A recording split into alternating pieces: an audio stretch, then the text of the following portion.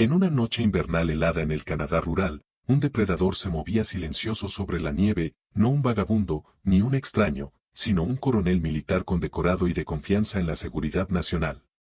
Tras medallas y autoridad, vivía una vida secreta de obsesión que terminaría en asesinato, conmocionaría a la nación y revelaría una escalofriante doble existencia.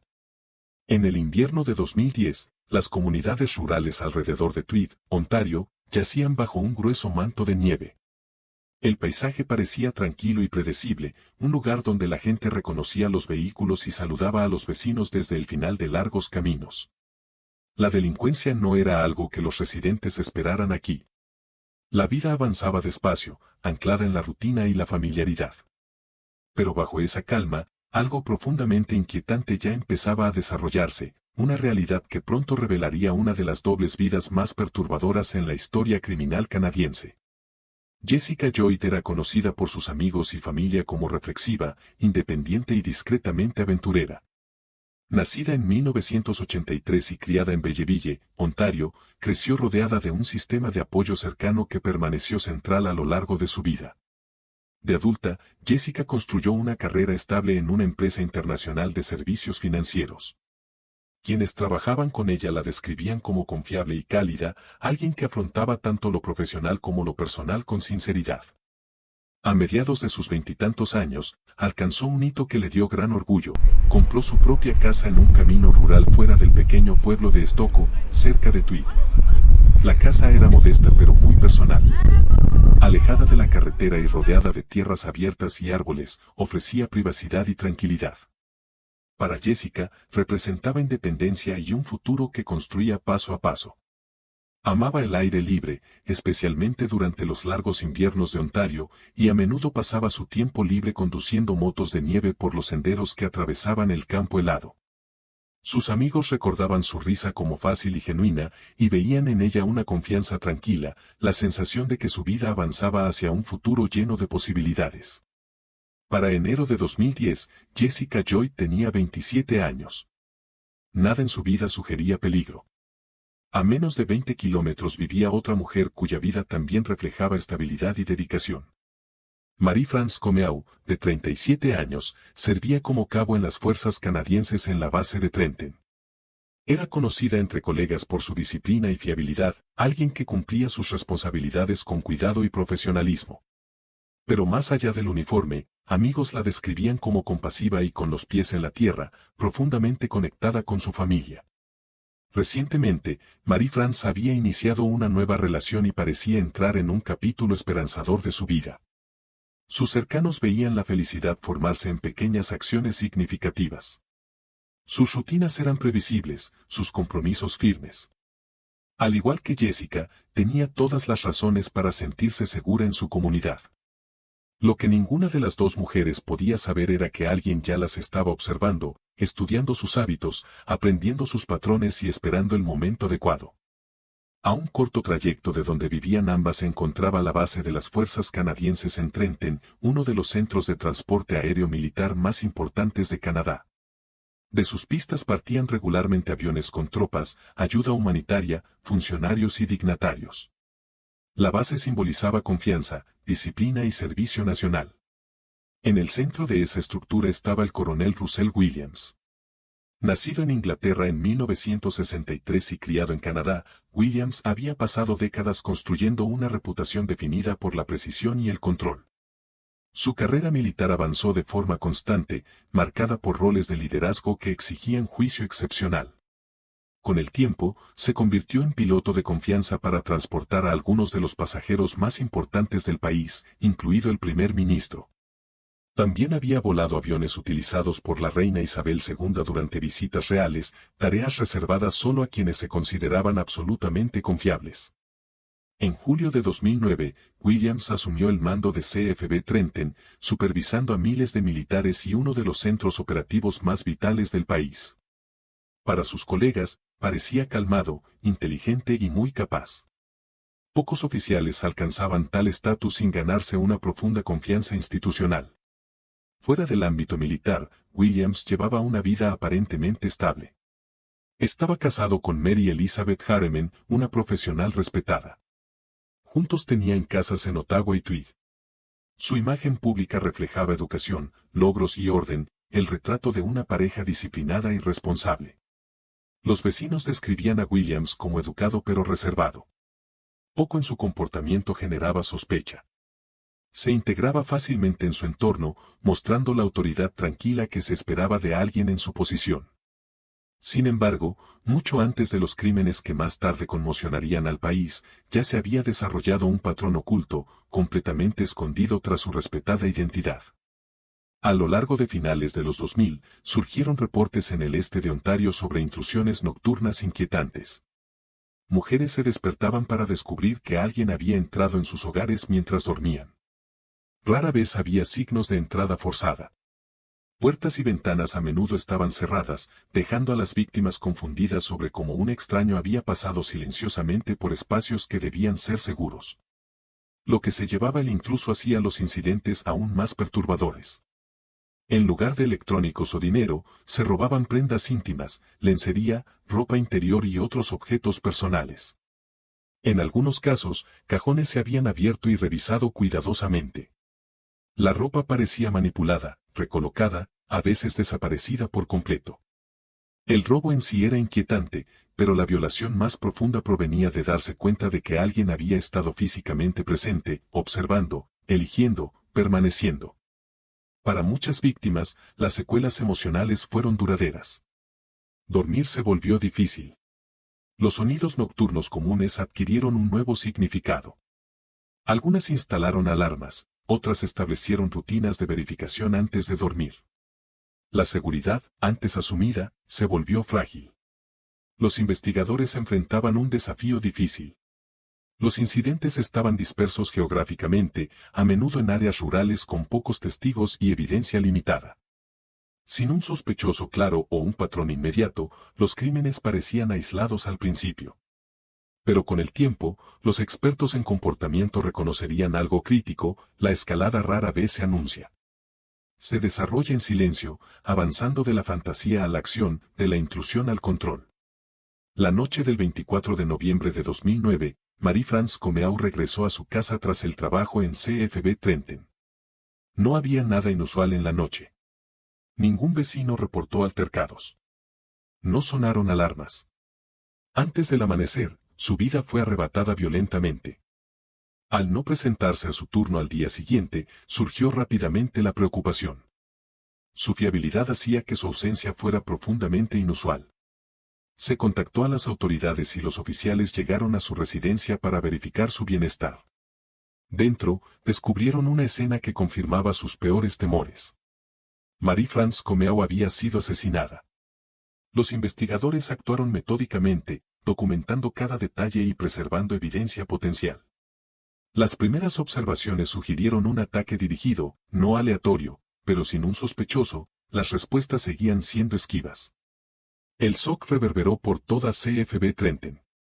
El personal militar está entrenado para enfrentar peligros lejanos, pero la violencia dentro de su propia comunidad tenía otro peso emocional. Surgieron preguntas persistentes: ¿quién podría cometer tal acto? ¿Quién tenía la confianza de entrar en la casa de un a cabo sin ser visto? Semanas después, el invierno se intensificó. La nieve acumulada en caminos rurales amortiguaba los sonidos y cubría el terreno con una calma engañosa. La atención pública se suavizó gradualmente, no porque la pérdida importara menos, sino porque la vida diaria insiste en continuar, incluso junto al duelo. Luego, solo 2 meses después, esa frágil normalidad se vería nuevamente sacudida. El 28 de enero de 2010, Jessica Lloyd habló con su madre durante lo que parecía una conversación ordinaria. Discutieron planes de rutina y detalles cotidianos. Nada en su voz sugería angustia. Nada indicaba que sería su último intercambio. Al día siguiente, Jessica no llegó al trabajo. Las llamadas no fueron respondidas. Los mensajes quedaron sin contestar. La preocupación rápidamente se convirtió en alarma. Cuando familiares y autoridades llegaron a su casa, surgieron señales sutiles pero preocupantes. Su auto estaba en la entrada. Sus pertenencias personales permanecían dentro. No había indicio de que planease irse. Sin embargo, Jessica Lloyd había desaparecido. Afuera, La nieve conservaba impresiones, marcas que los investigadores examinarían con intenso enfoque. El mismo paisaje invernal que antes simbolizaba aislamiento tranquilo ahora parecía cargado de implicaciones. A medida que la noticia de su desaparición se difundió, la ansiedad se extendió por el este de Ontario. Los residentes, que durante mucho tiempo se sintieron protegidos por la distancia, comenzaron a enfrentar una vulnerabilidad desconocida. Dos mujeres conectadas por la geografía. Dos vidas interrumpidas de manera abrupta. Alguien cercano, capaz de violencia profunda, permanecía sin ser visto. Los investigadores comprendieron de inmediato lo que estaba en juego. En casos de personas desaparecidas, el tiempo es implacable. Cada hora que pasa estrecha la ventana para encontrar respuestas. Lo que nadie aún sabía era cuán cerca estaban esas respuestas, ocultas tras el rango, la respetabilidad y una identidad pública cuidadosamente mantenida. Bajo la calma superficial de esta región rural, se estaba formando una tormenta. Y pronto, la verdad comenzaría a emerger. La mañana del 29 de enero de 2010 amaneció fría y pálida sobre el este de Ontario. La nieve cubría los estrechos caminos rurales alrededor de Tweed, amortiguando los sonidos y preservando la quietud que los residentes asociaban con la seguridad. Pero en Cassie Cove Lane, donde Jessica Joy vivía sola en una modesta casa de campo, ese silencio tenía otro peso. Algo había ocurrido durante la noche, algo que pronto convertiría a una tranquila comunidad en el centro de una investigación nacional. Jessica había hablado por última vez con su madre la noche anterior. La conversación era ordinaria, llena de pequeños detalles de la vida cotidiana. No había miedo en su voz, ni señal de que algo estuviera mal. Cuando no llegó a trabajar a la mañana siguiente y no respondía el teléfono, surgió la preocupación rápidamente. Jessica era responsable, desaparecer sin explicación estaba completamente fuera de su carácter. Cuando los oficiales llegaron a su casa para un chequeo de bienestar, la escena se sintió inmediatamente inquietante a pesar de la ausencia de caos evidente. Su auto permanecía en la entrada, ligeramente cubierto de nieve fresca. Dentro, sus pertenencias seguían allí, bolso, ropa, objetos personales, todo indicaba que no había planeado irse a ningún lado. Sin embargo, Jessica no estaba. Los investigadores comenzaron un examen cuidadoso y metódico de la propiedad. No había ventanas rotas ni puertas astilladas. En cambio, las pruebas sutiles apuntaban a una intrusión controlada. Alguien había entrado silenciosamente, minimizando el ruido y evitando llamar la atención. Era el tipo de entrada que sugería planificación más que impulso. Afuera, la nieve reveló lo que la casa no podía. Las marcas de neumáticos se curvaban hacia la entrada, definidas sobre la superficie intacta. Cerca, huellas marcaban un camino hacia la casa y de regreso. En investigaciones de invierno, estas impresiones pueden funcionar casi como fotografías, preservando los movimientos con gran detalle. Los oficiales comprendieron de inmediato que estas marcas podrían ser críticas. Los esfuerzos de búsqueda se expandieron rápidamente. Policía, voluntarios y unidades caninas recorrieron el terreno, llamando a Jessica en el aire helado que llevaba sus voces por los campos abiertos. Helicópteros sobrevolaban la región mientras oficiales preguntaban a vecinos si habían notado vehículos extraños o actividad inusual durante la noche. Con cada hora que pasaba, la inquietud aumentaba. Los secuestros raramente ocurren sin planificación. La evidencia sugería que Jessica no había sido encontrada al azar, había sido seleccionada. En los meses previos a su desaparición, se habían reportado varios allanamientos nocturnos en el este de Ontario. Mujeres que vivían solas se despertaban para descubrir que alguien había entrado en sus casas mientras dormían. Se robaban prendas íntimas, se revisaban cajones. Aunque perturbadores, los incidentes parecían dispersos, lo que dificultaba a los investigadores conectarlos de inmediato. Ahora, esos crímenes anteriores adquirían un nuevo significado. Reflejaban vigilancia, paciencia y audacia creciente, conductas que los criminólogos asocian con escalada. La fantasía había dado paso a la acción, la intrusión evolucionando hacia dominación. En algún momento durante la noche del 28 o la madrugada del 29 de enero, el agresor se acercó a la casa de Jessica Joy bajo el amparo de la oscuridad.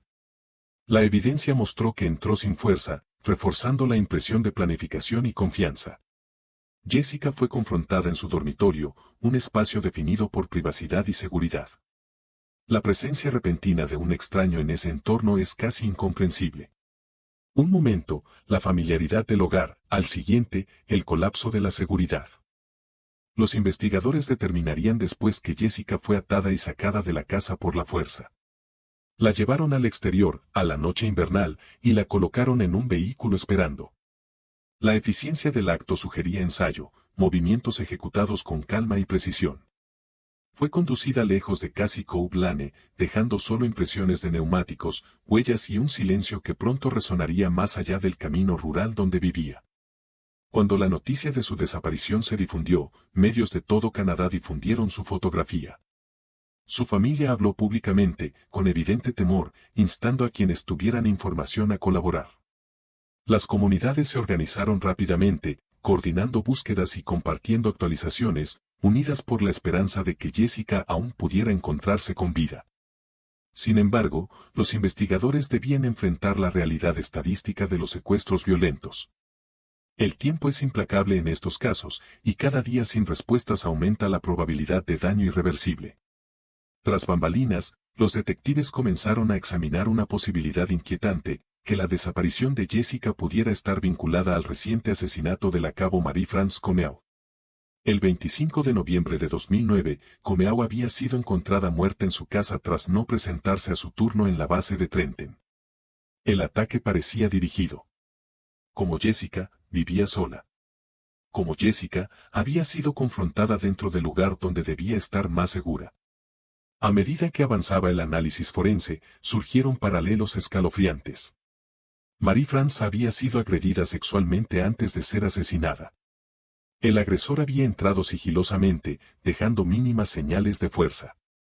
El crimen reflejaba control y familiaridad con el riesgo, rasgos que sugerían un perpetrador que sabía moverse sin ser visto. Los investigadores cada vez creían más que buscaban a un solo individuo capaz de mantener una vida normal mientras cometía actos de violencia extrema. Lo que aún no sabían era cuán extensamente el agresor había documentado sus crímenes. Tras secuestrar a Jessica, el perpetrador la transportó a un lugar aislado. Durante muchas horas, ella sufrió cautiverio prolongado y agresión repetida. Fotografías recuperadas después confirmaron la secuencia de eventos con devastadora claridad. No fueron tomadas impulsivamente, reflejaban un esfuerzo deliberado por registrar, revivir y poseer. Para detectives experimentados, tal comportamiento señalaba una patología creciente, transformación de las víctimas en objetos dentro de un mundo privado gobernado completamente por el control del agresor. La evidencia mostró que Jessica permaneció viva un tiempo después del secuestro. Ese conocimiento pesaría después sobre quienes la buscaban, subrayando lo estrecho del margen para rescatarla. Días después, su vida fue arrebatada. Cuando se confirmó, el duelo se extendió más allá de su círculo cercano. La búsqueda desesperada se convirtió en luto colectivo. Los residentes, que antes se sentían protegidos por la geografía, ahora enfrentaban una dura realidad: la violencia profunda había entrado en su comunidad. El reexamen de las últimas horas de Marie-France reforzó el patrón aterrador. Ambas mujeres habían sido seleccionadas deliberadamente. Ambos crímenes reflejaban preparación, vigilancia y comportamiento en escalada. El miedo se asentó profundamente en el este de Ontario. Las luces del porche permanecían encendidas toda la noche. Se revisaban cerraduras repetidamente. Los sonidos cotidianos adquirieron un nuevo significado. La sensación de seguridad rural, tan tomada por garantizada, se había visto sacudida. Sin embargo, quizás la verdad más inquietante permanecía oculta. La persona responsable no se movía anónimamente por caminos secundarios. No estaba aislada ni desconectada socialmente. A simple vista, funcionaba dentro de estructuras definidas por disciplina y confianza. Vestía un uniforme asociado con el Servicio Nacional. Asistía a reuniones y sesiones informativas. Ejercía autoridad. Incluso mientras los investigadores seguían pistas y los equipos de búsqueda recorrían el terreno helado, el agresor continuaba su vida diaria sin levantar sospechas, manteniendo una existencia doble cuidadosamente construida. Pero la evidencia tiene una forma de acotar posibilidades. Las huellas de neumáticos en la entrada de Jessica Joy pronto serían sometidas a comparación forense detallada. Analistas estudiarían su ancho, patrón de banda y espaciado. Los detectives comenzarían a identificar vehículos capaces de producir tales marcas. Lo que al principio parecía un detalle menor se convertiría en un punto de inflexión. Mientras el invierno seguía dominando la región, los investigadores avanzaban hacia una revelación que conmocionaría a Canadá, un descubrimiento que desafiaría suposiciones sobre estatus, carácter y la naturaleza de la desviación oculta. Porque el hombre al que se acercaban había construido toda su vida sobre precisión, reputación y control. Y pronto, esa fachada cuidadosamente mantenida comenzaría a derrumbarse. En los primeros días tras la desaparición de Jessica Joy, los investigadores entendieron que el caso requería urgencia y precisión. Cada decisión tenía peso, y cada detalle pasado por alto podía marcar la diferencia entre la incertidumbre y la resolución. El paisaje rural alrededor de Tweed, Ontario, había conservado algo invaluable, las huellas de neumáticos en la entrada de Jessica. Lo que parecía solo otra prueba física pronto guiaría a los detectives hacia un avance extraordinario.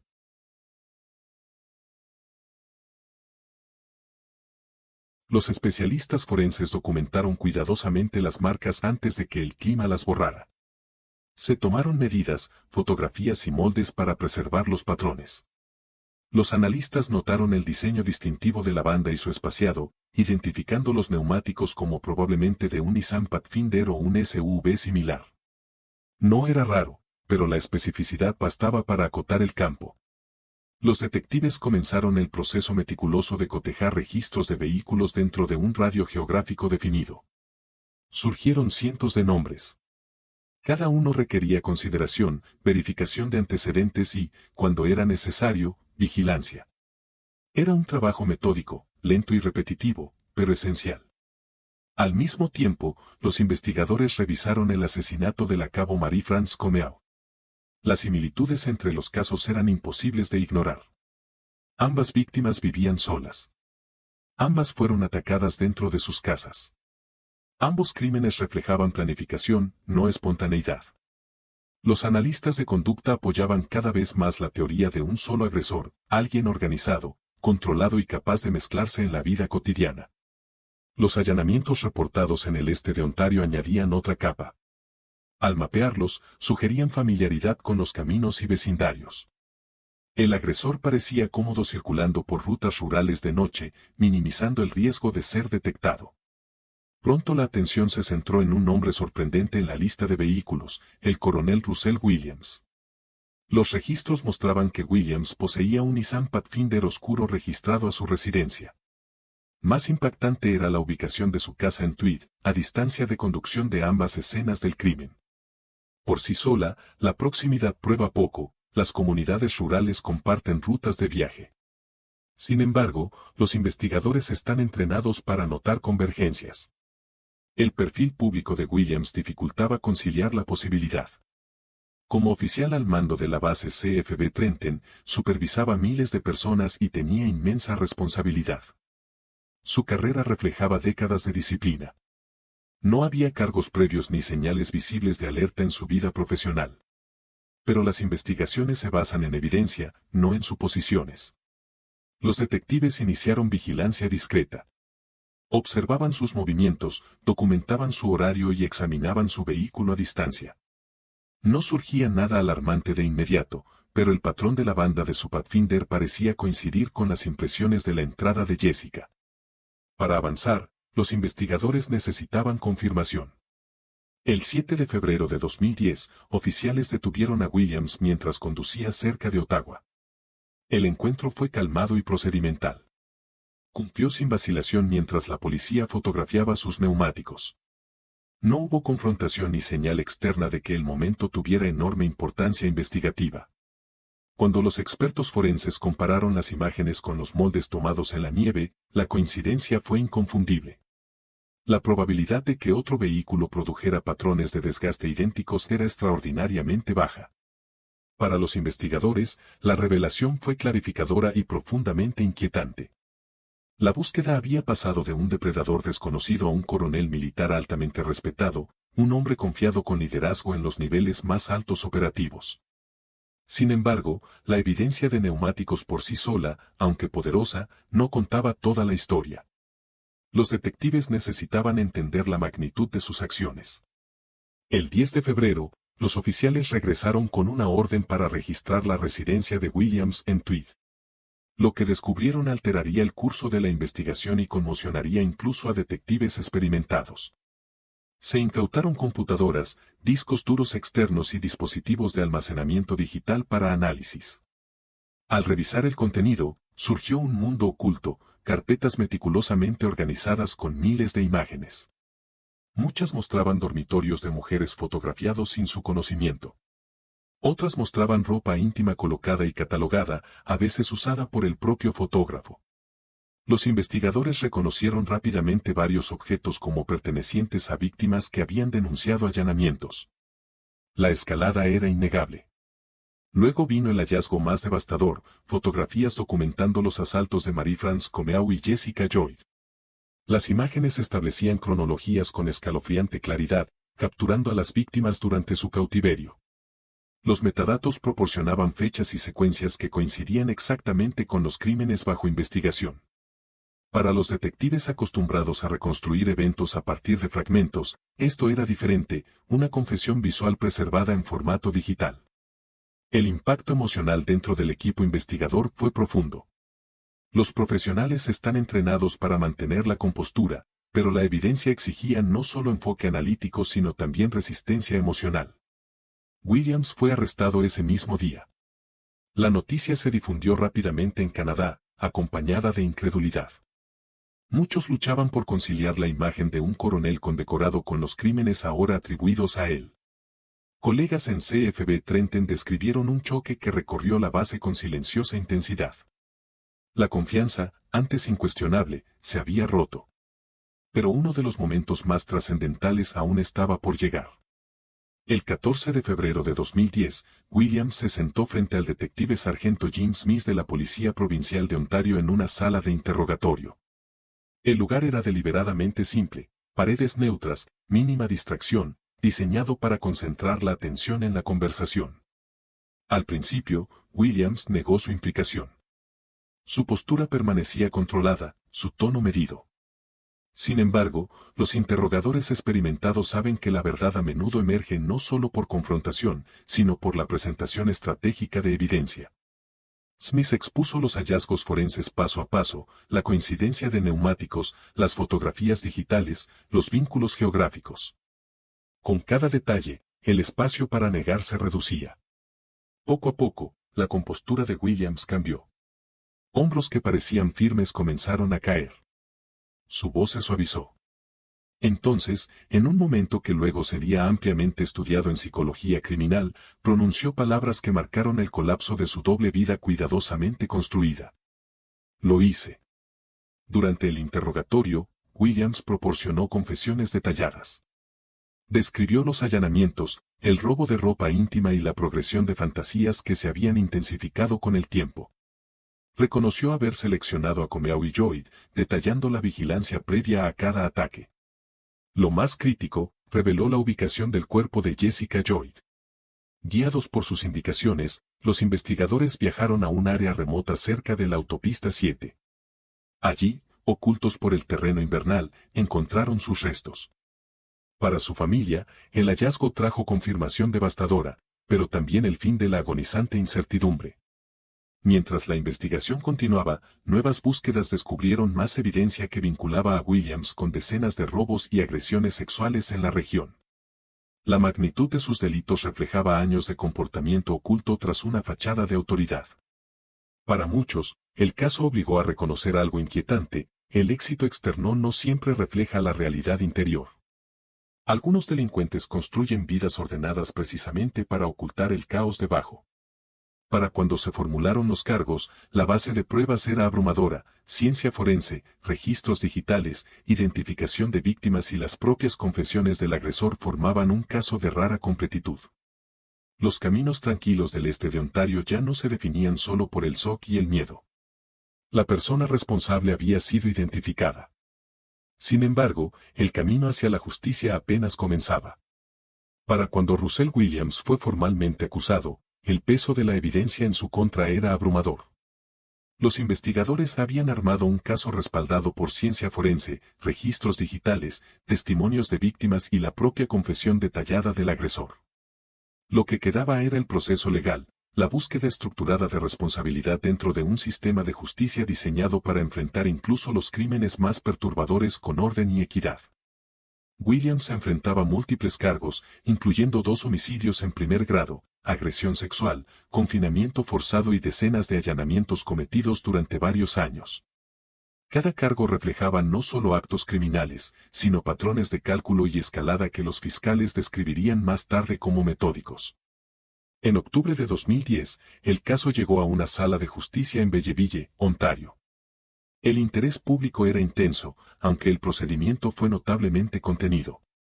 No habría un juicio prolongado con narrativas enfrentadas. Ante la magnitud de la evidencia, Russell Williams decidió declararse culpable de todos los cargos. Para las familias de Marie-France Comeau y Jessica Lloyd, la declaración tenía un significado complejo. Les ahorraba el trauma prolongado de un juicio, donde los detalles gráficos habrían sido examinados repetidamente en público.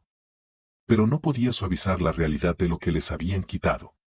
Dentro de la sala, Williams parecía sereno, hablando claramente a medida que se leían los cargos.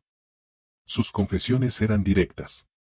No intentó disputar los hechos, ni desviar la culpa.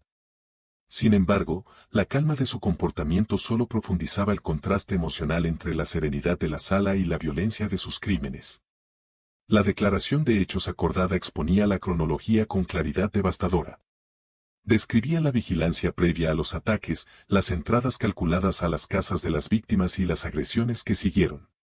Detallaba cómo Williams había fotografiado sus crímenes, conservando imágenes que los investigadores usarían para reconstruir los eventos con precisión.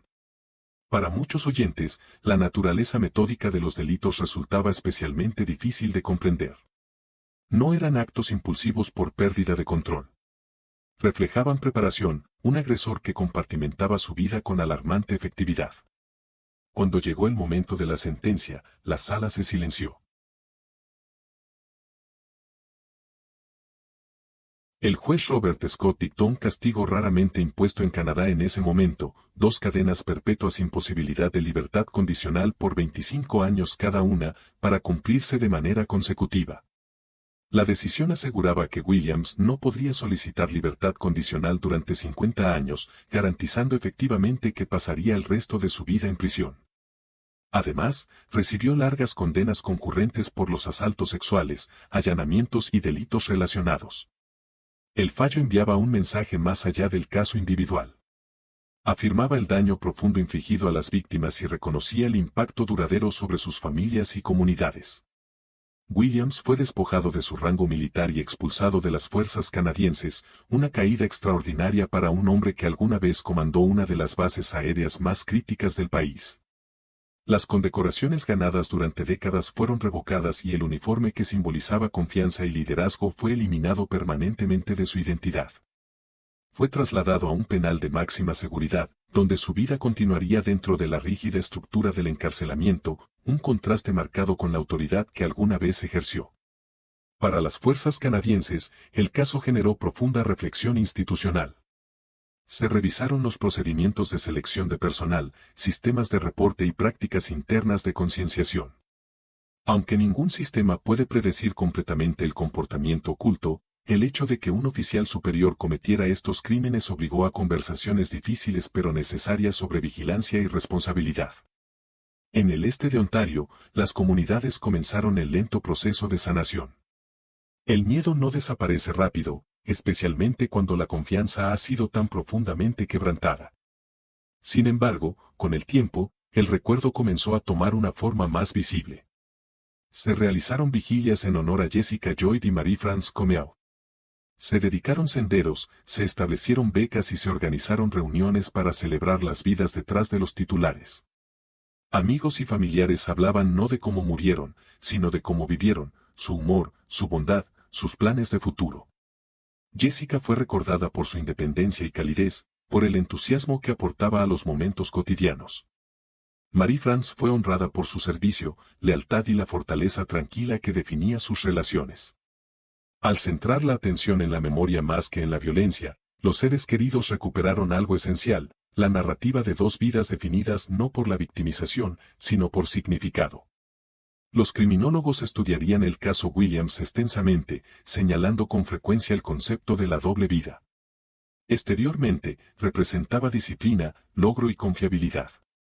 En privado, alimentaba compulsiones que escalaron durante años, ocultas tras rutina y estatus. El caso desafió supuestos comunes sobre quien comete crímenes violentos. Subrayó una verdad difícil: las apariencias, incluso las más respetables, no siempre revelan las complejidades internas. Los investigadores también reflexionaron sobre el papel del detalle forense para resolver el caso. Las huellas de neumáticos preservadas en la nieve se convirtieron en una de las pistas más cruciales, recordando que a veces los rastros más pequeños iluminan los actos más oscuros. Igualmente significativa fue la colaboración entre analistas forenses, expertos en conducta y detectives, cuya paciencia permitió que la evidencia guiara cada paso. Su trabajo transformó la incertidumbre en claridad y garantizó que la historia de las víctimas quedara respaldada por hechos indiscutibles. Para las familias, sin embargo, la justicia existe junto a la ausencia. Las decisiones judiciales no pueden devolver cumpleaños, festividades compartidas o conversaciones perdidas. El duelo se lleva, no se completa.